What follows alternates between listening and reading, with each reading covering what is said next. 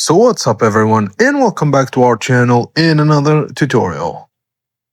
Today we're going to see how to categorize expenses in Xero.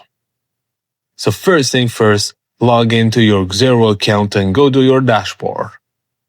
Find the bank account you want to work on and click on the Reconcile Items button.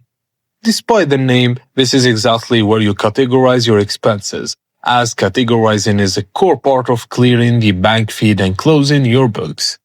Xero will try to auto-match transactions to existing bills, invoices, or previously used categories. Always review these suggestions carefully. Incorrect categorization leads to messy financial reports.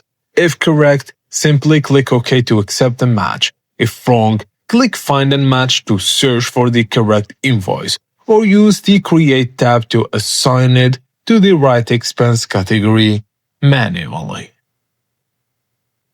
And that's it guys, as simple as that. Thank you for watching, and please don't forget to like the video and subscribe to our channel for more tips and tricks like this.